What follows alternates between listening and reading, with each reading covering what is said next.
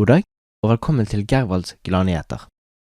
I dagens sending skal dere få høre et intervju med den britiske kjemikeren herr Duncan Lee Cooper, samt vår ukentlige historie fra dere, våre lyttere.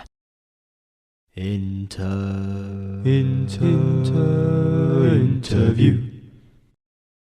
Da har vi vært så heldige å få et intervju med den verdenskjente kjemikeren fra Oxford, herr Duncan Lee Cooper. Vi vil ved neste intervju bytte til engelsk. Vi returnerer til norsk etter dette. Good day, Mr. Lee. How are you today? I'm fine, thanks. Lee, you have discovered a new element, iodine, in which you have given the symbol I. Why have you named it as such? Well, my dear boy, I originally wanted to name it rather egotistically after my own family name, Lee. However, Li, L-I, is the symbol for lithium, a previously discovered element. But I still got my name in there. Since the name Lee was taken, why didn't you name it after Cooper? Well, Cooper is problematic. It sounds too much like copper. And besides, the abbreviation CO is already in use. Cobalt. Element number 27. Despite all this, you say you got your will? How so? What are you talking about, young lad? Isn't it painfully clear? I've named it after myself. I, Duncan Lee Cooper, discovered iodine. No, iodine is not named after you. No, you are of course completely correct. Uranium is named after you, not I. Ja, vi tilbake etter denne reklamen. Do you hate poor people? Do you hate their germs? Do you hate traveling publicly and having to get in contact with these germs? Well, here at Lord Sir's prestigious trouser rental company, we provide the Rabble Rouser Travel Trouser. A trouser which fits easily over your tweed or felt trousers and can be easily adjusted. Simply put on the trouser and shield yourself from the nasty germs found on public bus seats. To rent a pair of Lord Sir's prestigious Rabble Rousers Travel Trousers, call the number below.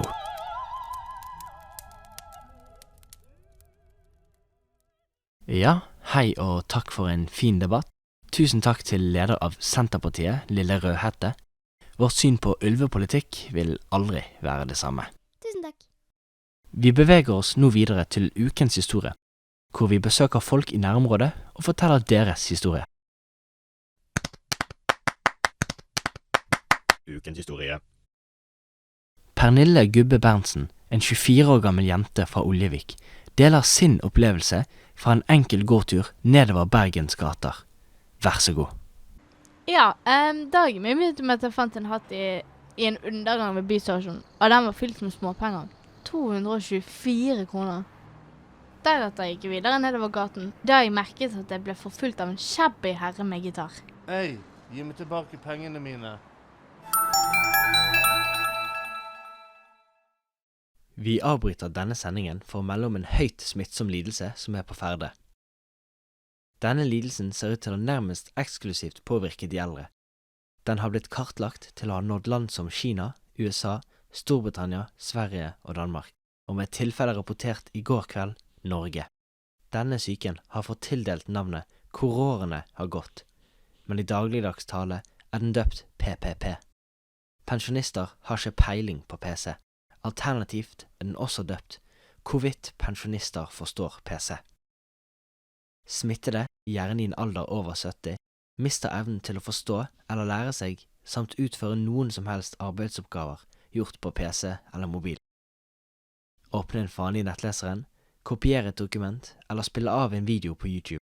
Dette typiske eksempler på aktiviteter som blir umulige for folk med PPP, covid. Du bør teste deg dersom du viser noen av disse symptomene. Låst, musbluss, også kjent som muskonfus. Hvordan fungerer denne pokkersmusen? For stor skjermikonsyndrom. Sloppydisk. Mikrofon avgjøs på Skype Oplasma. Takk for at dere har lyttet til denne ukens utgave av Gervalds Glaneter. Vi håper å se dere igjen snart.